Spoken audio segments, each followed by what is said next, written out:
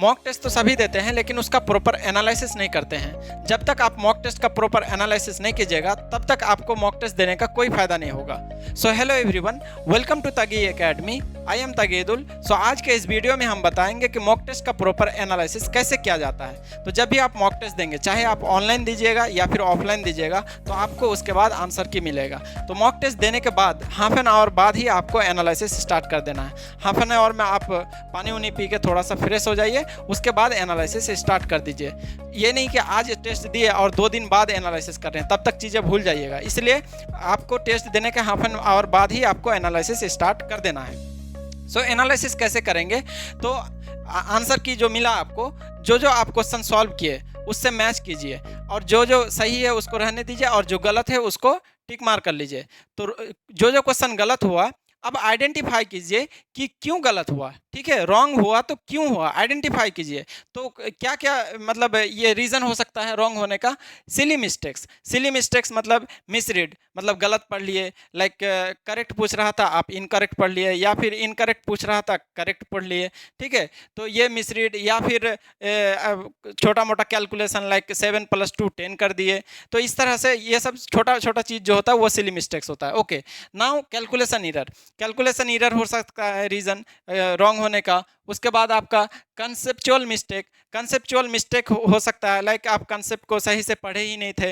Okay, या फिर formula गलती, रॉन्ग फार्मूला यूज़ कर लिए। तो ये सारी चीज़ कंसेप्चुअल मिस्टेक में आता है। उसके बाद या फिर आप तुक्का मारे होंगे तो रॉन्ग हो गया, या फिर आप OMR फिलिंग गलत किए हैं, लाइक बी ऑप्शन सही था, OMR में C ऑप्शन फिल कर दिए, या फिर ऑनलाइन दे रहे होंगे तो बी ऑप्शन सही था, C ऑप्शन में टिक मार दिए।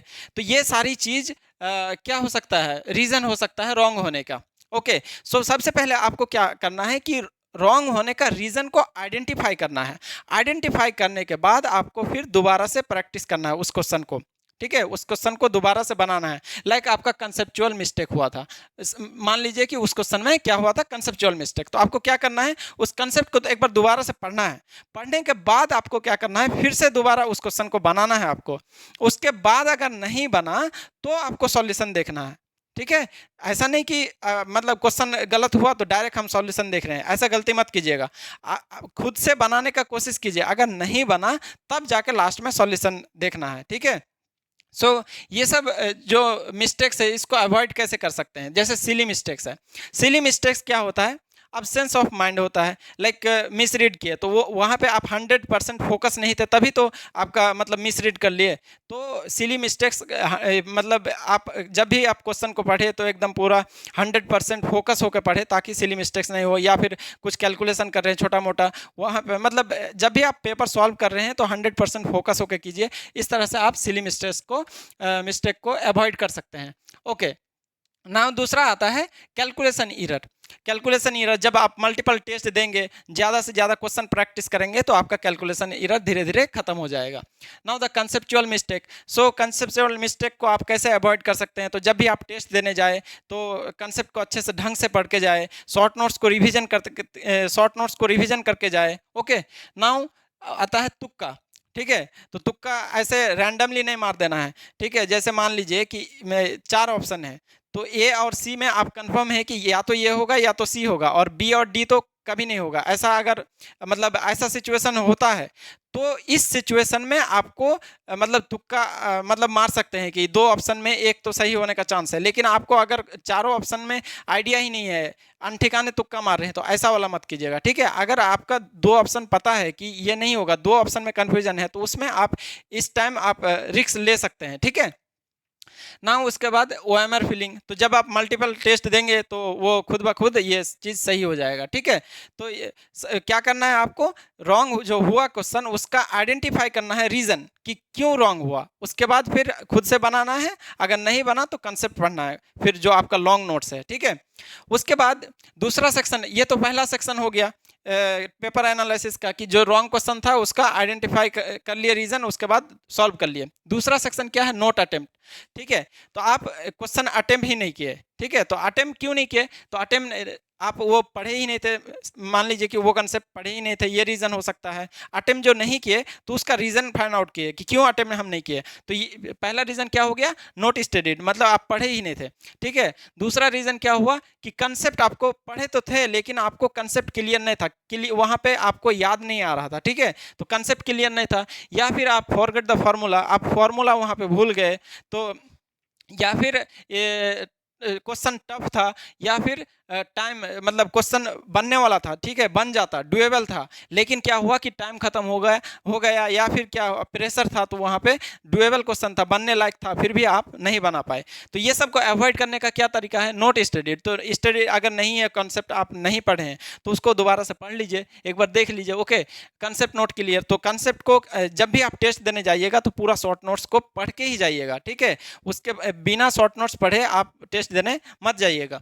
उसके बाद आता है फॉरगेट द फार्मूला। तो ये शॉर्ट नोट्स पढ़ेंगे तो फार्मूला भी मतलब याद आ जाएगा ना, ओके। उसके बाद आता है टफ। जब नंबर ज़्यादा से ज़्यादा आप क्वेश्चन सॉल्व कीजिएगा तो क्या होगा, मतलब तब आपको थोड़ा इजी लगेगा। ऐसा नहीं कि मतलब नंबर, जब क्वेश्चन आदमी कम सॉल्व करता है तो ज़्यादा टफनेस लगता है, ठीक है। उसके बाद टाइम प्रेशर। तो जब आप मल्टीपल टेस्ट देते रहेंगे तो आपको टाइम प्रेशर भी धीरे धीरे कम हो जाएगा और टाइम मैनेजमेंट का भी पता चल जाएगा, ओके। सो आपको क्या करना है, बेसिकली जब आप जो जो मिस्टेक्स किए, ठीक है, जैसे यहाँ पे जो जो रॉन्ग, मतलब रॉन्ग होने का रीज़न जो जो था, ये सब में जो भी आप मिस्टेक किए, मिस्टेक को आपको क्या करना है, एक नोटबुक बनाना है, मिस्टेक्स का नोटबुक, ठीक है। और जैसे टेस्ट एक पहला टेस्ट दिए तो वहाँ पे लिख लीजिए मॉक टेस्ट 1, हेडिंग लिख लीजिए, और वहाँ पे जो जो मिस्टेक्स किए हैं, ठीक है, जिस क्वेश्चन में आप मिस्टेक्स किए हैं उस क्वेश्चन को वहाँ पे लिखिए, और जो मिस्टेक्स किए हैं उसको लिखिए उस कॉपी में, ठीक है, उसको लिखिए।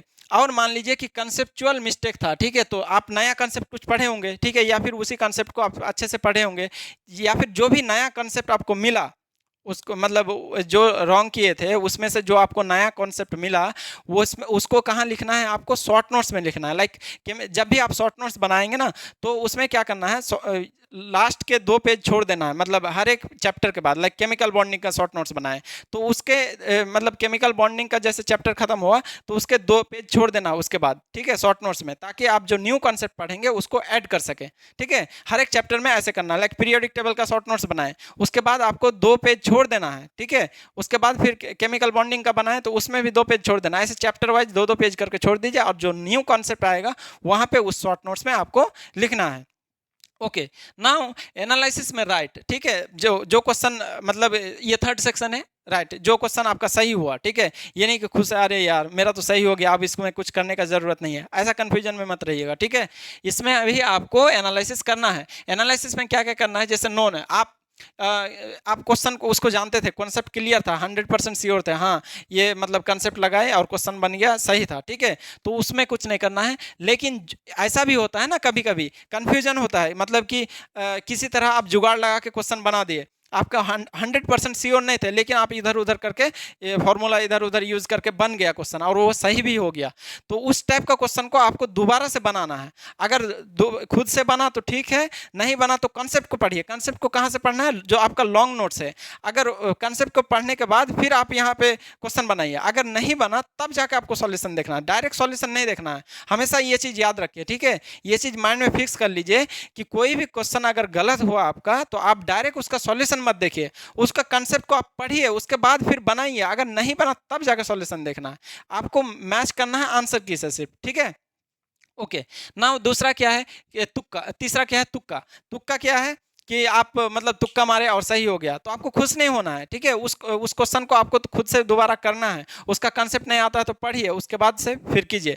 तो कंक्लूजन यही है कि जब भी आप मॉक टेस्ट देंगे उसके हाफ एन आवर बाद ही आपको स्टार्ट कर देना है एनालिसिस। एनालिसिस में रॉन्ग क्यों हुआ उसको आइडेंटिफाई करना है। उसके बाद आपको क्या करना है, जो भी मिस्टेक्स है उस मिस्टेक्स नोटबुक में लिखना है। जैसे मॉक टेस्ट 1 में जो जो मिस्टेक्स हुआ उस क्वेश्चन को लिखना है और उसका मिस्टेक्स को लिखना है, ओके। उसके बाद फिर नोट अटेम्प्ट, ये मतलब अटेम्प्ट क्यों नहीं किए, रीज़न फाइंड आउट कीजिए। मान लीजिए कि कुछ कुछ चीज़ें नहीं पढ़े थे, उसको एक बार देख लीजिए। उसके बाद आपको देखना है कि कौन कौन सा सही हुआ था, जो मतलब कन्फ्यूजन था वो वाला क्वेश्चन करना है। उसके बाद जो तुक्का मारे थे उसको भी करना है। और जो भी मान लीजिए कि बार बार एक ही टेस्ट में आ रहा है, ठीक है, कोई चैप्टर से, लाइक केमिकल बॉन्डिंग से बार बार क्वेश्चन आ रहा है बट मेरे से नहीं बन रहा है, तो आपको क्या करना है, केमिकल बॉन्डिंग को दोबारा से कंसेप्ट पढ़ना है, क्लियर करना है, ठीक है, कॉपी को दोबारा से पढ़िए। उसके बाद आपको क्या करना है, उसमें क्वेश्चन प्रैक्टिस कीजिए, बहुत सारा क्वेश्चन प्रैक्टिस कीजिए, पीवाईक्यू कीजिए। करने के बाद फिर आप दूसरे टेस्ट में जाइए, ठीक है। तो ये सारी चीज़ जब आप टेस्ट देते रहेंगे ना, मतलब कि 3-4 टेस्ट आप दे देंगे फुल लेंथ मॉक टेस्ट, तब क्या होगा कि धीरे धीरे ना चीज़ें मतलब ऑटोमेटिकली मतलब ख़त्म होते जाएगा। जैसे ओएमआर फिलिंग में मिस्टेक कर रहे हैं, ये सब क्या सिली मिस्टेक्स, ये सब खत्म होते जाएगा। जब आप मल्टीपल टेस्ट देते रहेंगे तो क्या होगा कि ये मतलब ऑटोमेटिकली ये सब चीज़ धीरे धीरे कम हो जाएगा। सो 3-4 टेस्ट के बाद, जब आप 3-4 टेस्ट मॉक टेस्ट लगा लेंगे, उसके बाद एनालिसिस का आपको रिजल्ट दिखेगा, ठीक है। तो मॉक टेस्ट के बाद एनालिसिस बहुत ही ज़्यादा ज़रूरी है। आप एनालिसिस करेंगे तभी आपको मॉक टेस्ट का फ़ायदा मिलेगा, नहीं तो नहीं मिलेगा, ठीक है।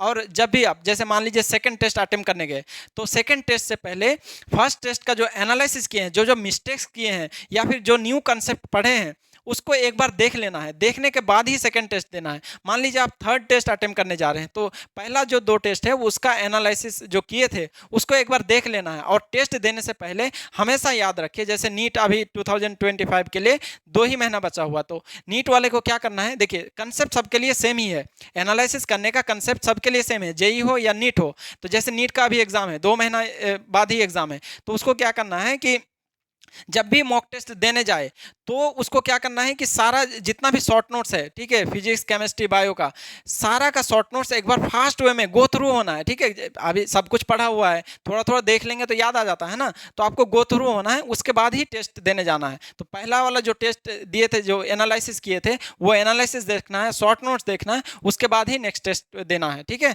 Okay, thank you. अगर कोई क्वेश्चन है तो आप कमेंट सेक्शन में पूछ सकते हैं। Okay, thank you.